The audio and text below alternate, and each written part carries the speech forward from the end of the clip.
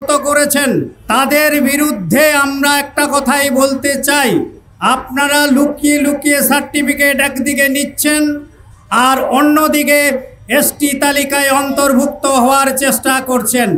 তাই আমাদের দাবি কি, ইউনাইটেড ফোরামের কি দাবি, সে বিষয়ে আপনাদের সামনে বক্তব্য রাখবেন আমাদের জয়েন্ট কনভেনার মাননীয় রতনলাল হাঁসদা মহাশয়। আমি রতনলাল হাঁসদা মহাশয়কে বলার জন্য অনুরোধ করছি। সেই জায়গা কুর্মী আন্দোলন অর্থাৎ কুর্মীরা এসটি হওয়ার জন্য যে লড়াই করছে, সেই পুরুলিয়া হচ্ছে তাদের আতুর ঘর। আমি তাদের ভিতরের কথা ফাঁস করব আপনাদের কাছে।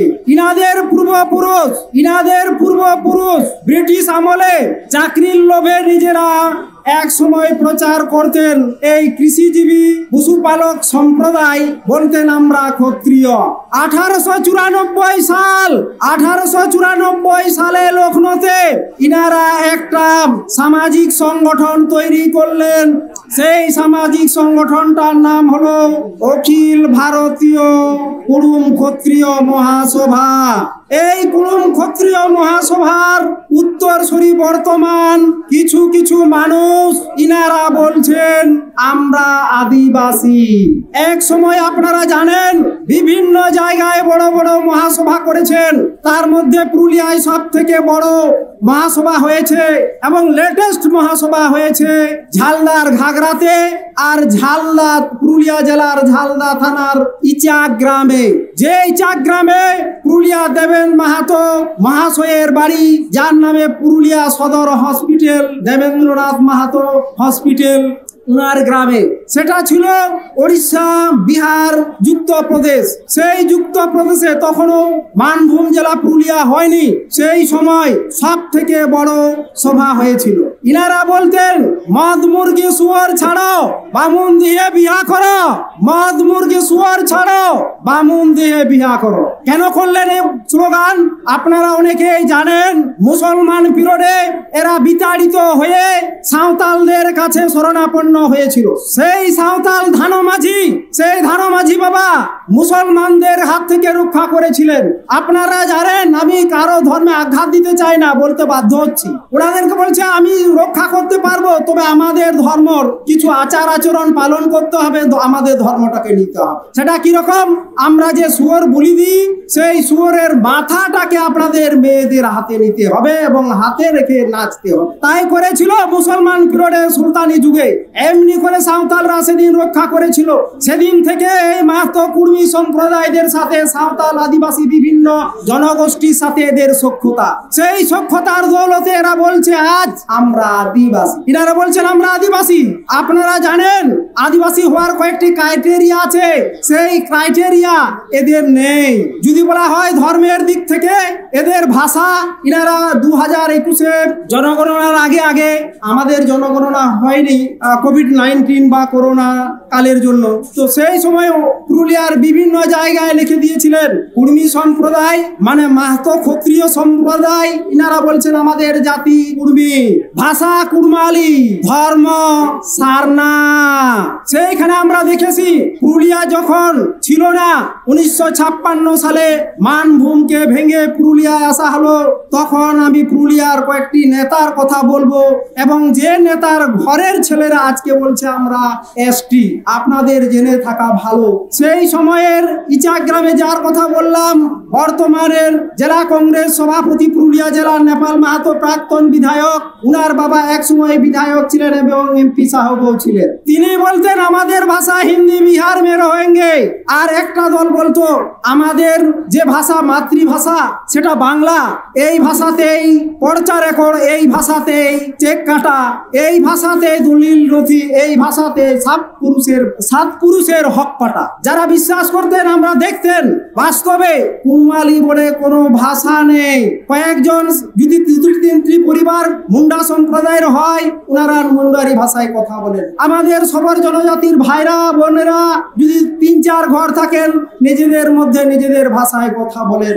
সাঁওতালরা তো জানেন দ্বিভাষী, ওড়িয়াতেও দ্বিভাষী, বেঙ্গলও দ্বিভাষী, আসামও দ্বিভাষী, নেপালও দ্বিভাষী। তো উনারা কোন ভাষাটাকে নিজেদের ভাষা বলছেন আমরা তো বুঝে উঠতে পাচ্ছি না পুরুলিয়ার ভাষা। আমাদের ক্ষোভ আক্ষেপ এই রাজপথে দাঁড়িয়ে আমি অভিযোগ করছি এই রাজ্য সরকারের বিরুদ্ধে, সেটা হলো সেই কুড়মালি ভাষার পঠন পাঠন চালু করে দিলেন। খারাপ লাগে আমাদের এখানে যারা শত শত একটা গ্রামে পরিবার আছে মাহাতো বা কুর্মী সম্প্রদায়, নিজেরা তাদের ভাষায় কথা বলে না, শুধু চাকরি হওয়ার কিছু চাকরি তৈরি করার জন্য এই ভাষাকে কুর্মী নেতা মাহাতো নেতা দাবি করে আদায় করেছে। এটার আমরা তীব্র প্রতিবাদ জানাচ্ছি। সেই 56 সালে একদিকে বিহার বলছে হিন্দি ভাষাভাষী মানুষ আমরা বিহারে থাকবো, আর একদল সেই 1948 সালে বাংলায় আসার জন্য 1025 জন পদযাত্রা করেছিল পুঞ্চা থানার, পুরুলিয়া জেলার পুঞ্চা থানার পাকবিগড়া গ্রাম থেকে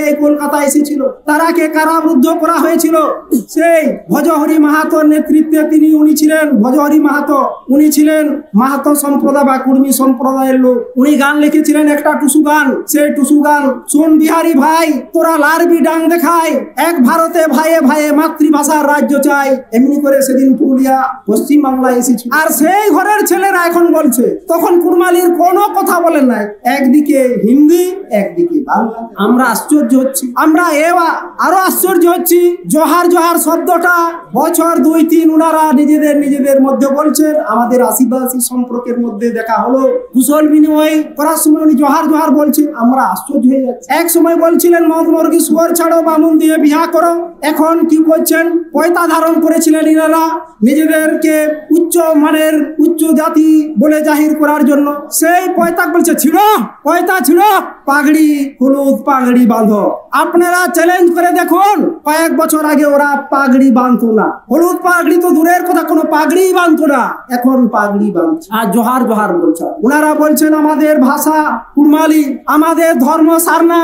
আমি চ্যালেঞ্জ করে বলছি পুরুলিয়ার ছেলে, যেখানে কুর্মী আন্দোলনের মূল মান্তা পুরুলিয়া হলো কুর্মী আন্দোলনের আতুর ঘর, সেখানে ছেলে আমি অভিযোগ করছি রাজপথে, আমি শাসক কুলের বিরুদ্ধে বলছি।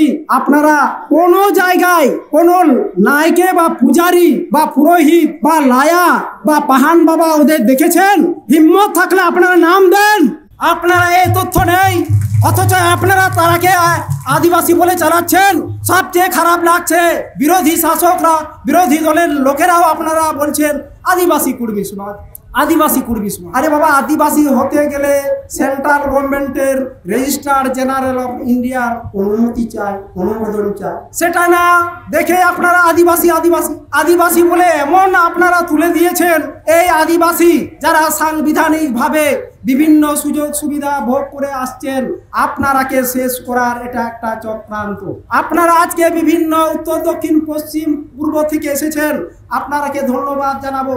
এইভাবে আপনাদেরকে যেভাবে চাকরির থেকে বঞ্চিত করা হবে, সব থেকে বড় কথা চাকরি বাদ দিয়েও যে আদিবাসীরা জমি জায়গা লেনদেনের ক্ষেত্রে আদিবাসীরাই কেনা বেচা করেন, এই বিষয়টা ওনারা সুযোগ নিতে চাইছেন। ওনারা চাইছেন যদি আদিবাসী হওয়া যায়, আদিবাসী এলাকার সমস্ত জায়গা মাহাতো কুর্মী ক্ষত্রিয় ভাইরা নিয়ে নেবে। তাহলে যেটুকু আপনাদের সম্বল বা আমাদের সম্বল আছে সাংবিধানিক রক্ষা কবচ দিয়ে, এই সম্প্রদায় ধান্দাবাজ চালাকিপনা করে নাটকগিরি করে এরা যদি আদিবাসী হয়ে যায়, আপনারা এটার প্রতিবাদে এসেছেন, আপনারা প্রতিবাদ করুন।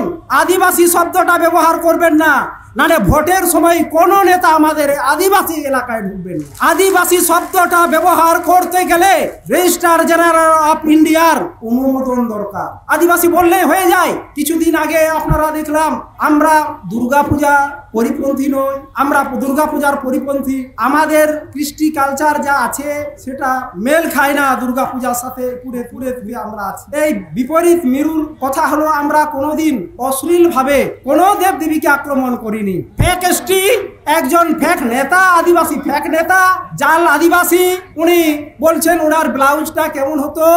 আমি ঘৃণা করি এমন আদিবাসী জাল নেতাদের, ফেক নেতাদের আপনারা তাদের বিরুদ্ধে সজাগ হন। আমরা এও দেখেছি এদের গ্রামে হরি মেলা আছে, এদের গ্রামে দুর্গা মেলা আছে, এদের গ্রামে শিব মেলা আছে, অর্থাৎ মূর্তি পূজাও এরা করেন। এবং করম যেটা করছেন এ করম তো এনারা জিতিয়া অষ্টমীতে করেন, সেটা পুরুলিয়ার ব্রাহ্মণরাও করে, উৎকল নানারাও করে, বৈশ্যরাও করে এবং বেনিয়ারাও করে। তারা কি আদিবাসী? তাহলে আপনার শাসক কুলের কাছে আমার প্রশ্ন, যদি করম পূজা করে কুর্মীরা আদিবাসী হতে পারে, তাহলে আজকের উৎকল নানা ঠাকুর বেনিয়ারাও কিন্তু আদিবাসী হবে, উনারাও করম পূজা করে। এটার খেসারত এই শাসক কুলকে দিতে হবে। বৃহৎ ঝাড়খণ্ড গঠনের একটা চক্রান্ত চলছে, সেই চক্রান্তে আমাদের মহোদয়া সিএম ম্যাডাম পা দিয়েছেন এবং ফেসে গেছেন। এই চালাকি থেকে শাসক কুলকে বিরোধিতা করে উঠে আসতে হবে, না হলে আমরা যা দেখছি যে ডহর ছেকা, রেল টেকা, বিভিন্ন কর্মসূচি গভর্নমেন্টকে বিপদগ্রস্ত করছে।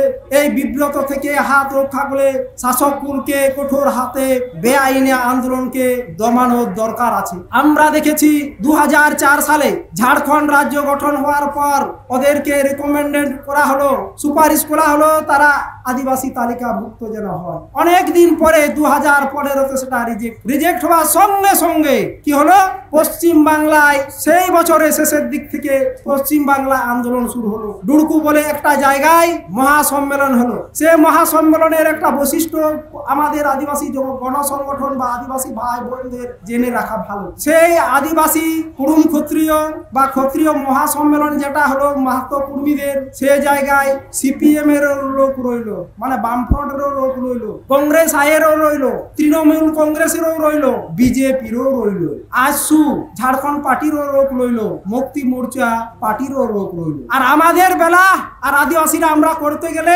একসঙ্গে বিভিন্ন রাজনৈতিক দল নিয়ে করতে গেলে ওরা নিন্দা চর্চা করে অনেক রকম হুইপ জারি করে। ওদের বেলায় কিন্তু সরকার একটা তোষর নরম নীতি গ্রহণ করছে। এটার আমরা তীব্র ধিক্কার জানাচ্ছি। এই প্রতিবাদ সভায় তাদের কর্মকাণ্ডের যেন সরকার আর সাহায্য সহযোগিতা না করেন, প্রত্যক্ষভাবে তার যেন তদন্ত হয় এবং তদন্তের সাপেক্ষে সিদ্ধান্ত যেন গ্রহণ করা হয়, এটা আমার অনুরোধ। আমাদের এখানে সিআরআই এর রিপোর্ট যা পাঠানো হয়েছে, এই রিপোর্ট সিআরআই বা টিআরআই এটা হলো স্বয়ংশাসিত সংস্থা। এই সংস্থা একবার যা পাঠায়, চাপ দিলে, মিছিল দিলে, ডহর টেকা, রেল টেকা করলে বদল হওয়ার কথা নয়। আপনারা করবেন না, এই অনুরোধ, এই আবেদন রেখে আপনারা দূর দূরান্ত থেকে এসেছেন, প্রত্যেককে সংগ্রামী অভিনন্দন, জোহার জানিয়ে আমি আমার বক্তব্য। আমাদের রতনবাবুকে আমরা অনেক অনেক ধন্যবাদ জানাচ্ছি ইউনাইটেড ফোরামের তরফ